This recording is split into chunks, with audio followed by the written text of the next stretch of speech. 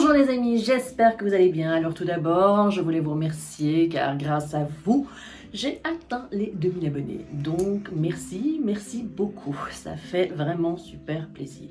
Alors aujourd'hui, recette sucrée. On va faire une petite tarte aux saveurs coco. Vous allez voir, un petit air de vacances avant l'heure.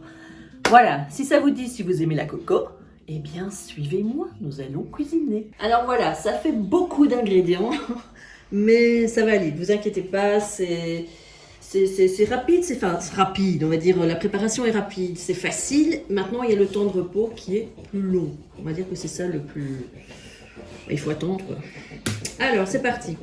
Pour le fond de tarte, il nous faut 400 g de spéculoos et 150 g de beurre qu'on va ramollir, bien évidemment. Alors, pour notre biscuit coco, il nous faudra 90 g de coco râpé, 40 g de sucre de canne, comme d'habitude, un blanc d'œuf, 100 ml de crème entière. Pour notre crème pâtissière, on aura besoin de 2 œufs, 150 ml de lait de coco, 100 ml de lait, 50 g de sucre, 30 g de maïzena et alors 50 g de beurre et aussi une petite cuillère à café de gousse de vanille en poudre. Pour monter, on aura besoin de 200 ml de crème entière, 100 g de mascarpone, une bonne cuillère à soupe de sucre glace et alors une cuillère à soupe également d'extrait de vanille. Alors pour notre fond de tarte, on va déjà écraser avec notre pilon. Vous avez l'habitude, maintenant on écrase bien, mais vraiment bien émietté, qu'il ne reste plus de morceaux. Ça c'est la première étape. Une fois qu'on a écrasé tout ça, on met notre beurre fondu. Et là on mélange bien. Alors en attendant, on a préchauffé le four à 180 degrés. Voilà. Et donc ça partira une dizaine de minutes. Alors j'ai pris un moule de 24 cm de diamètre et là nous allons mettre notre petite pâte de spéculoos. Et donc là on va bien l'écraser, hein, comme si on faisait le fond d'un cheesecake, quoi. Voilà. On fait ça comme ça, on va prendre après un petit verre pour bien aplatir. Ensuite, dans un petit plat, on met notre coco. Là on va préparer notre biscuit coco, hein. Donc notre coco, notre sucre, notre crème et notre blanc d'œuf. Et ça, on va simplement mélanger. Hop là. Et on touille, et on touille. Voilà, on touille bien, on mélange bien. Voilà, et là, on va avoir une belle petite pâte qu'on va mettre après sur notre fond de spéculoos. Et qu'on va à nouveau mettre au four pendant une dizaine, voire un peu plus de minutes. Voilà, notre fond de tarte a passé 10 minutes au four. Donc là, je l'ai laissé 5 minutes en dehors, le temps de faire notre pâte au coco. Maintenant, on va verser notre pâte sur le fond de tarte. Et on va à nouveau le mettre au four, donc toujours à 180 degrés pendant 10 minutes, voire un peu plus. Voilà, donc on y va délicatement. Là, j'ai étalé ma pâte de coco sur le dessus de mon spéculoos. Si vous voulez, vous pouvez avoir plus facile en faisant avec les doigts, en l'étalant un peu partout, parce que c'est un petit peu, pas difficile, mais un peu énervant, on va dire. Voilà, donc ça repart pour 10 minutes, je l'ai dit, entre 10 et un quart d'heure. Alors nous allons commencer notre crème pâtissière. Dans un poêlon, on va mettre le lait, le lait de coco, ça sent bon, et notre petite gousse en grains. Et là, on va le faire chauffer tranquillou, doucement, on fait chauffer. Et donc pendant ce temps-là, pendant que ça chauffe tranquillement, on va aller battre nos œufs avec le sucre. Enfin, on va faire la suite de la crème pâtissière. Alors, dans un plat, on va casser nos jaunes.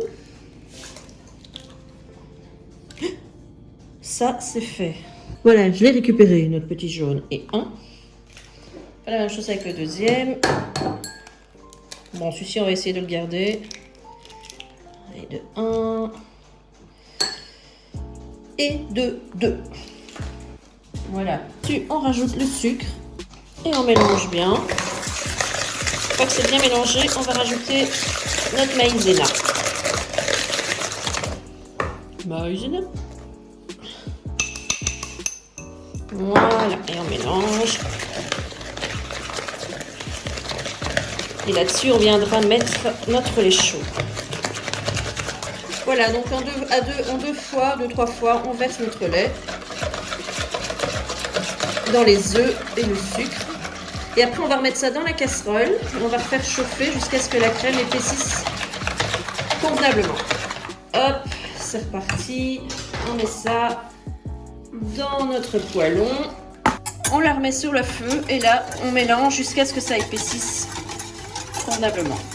Entre temps, on va sortir notre gâteau du four et le laisser un peu refroidir. Voilà, notre crème a bien épaissi et là on va rajouter le beurre. Je vais le mettre de côté, ce sera plus simple.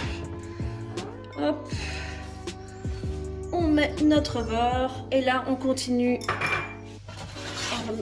à tourner tranquillement. Voilà. Voilà, regardez-moi, notre crème est bien lisse. Et là, on va la mettre dans un plat, la filmer, je vais vous montrer, à même la crème et la laisser au frigo au moins pendant 2 heures. Voilà, c'est ça le plus long, hein, c'est les attentes et les repos. Voilà, notre petite crème dans un petit plat. Ça sent super bon. On met notre film à même la crème pour pas qu'il y ait de petites croûtes qui se forment sur le dessus. Donc il faut que ça se touche bien. Voilà, on fait comme ça tout le tour. Et c'est parti pour 2 heures. Notre petite crème pâtissière a passé 2 heures au frais. Maintenant il n'y a plus qu'à l'étaler sur le gâteau. Alors faites pas comme moi, j'ai fait une petite erreur, je l'ai complètement oublié, mais c'est mieux quand vous avez fait votre crème pâtissière, de l'étaler tout de suite sur votre gâteau et de mettre le gâteau au frais. Voilà, maintenant il n'y a plus qu'à, parce que sinon elle durcit un peu trop. Alors maintenant on va faire notre petite chantilly au mascarpone et à la crème fraîche évidemment. La crème fraîche, le mascarpone, la vanille liquide et le sucre impalpable. C'est parti. Voilà, une bien chantilly, bien épaisse. Voilà, notre chantilly est bien ferme. Il y a un beau bec d'oiseau comme on dit. Et là, on va mettre tout au milieu. Faire ça proprement.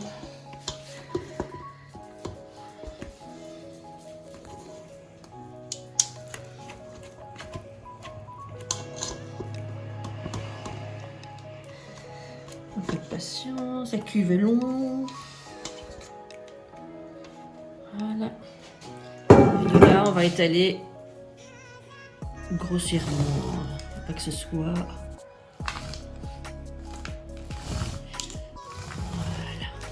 Voilà. Ça donne faim. Par contre, comme je vous ai dit, le temps de repos, il va falloir encore attendre 2 heures au frais.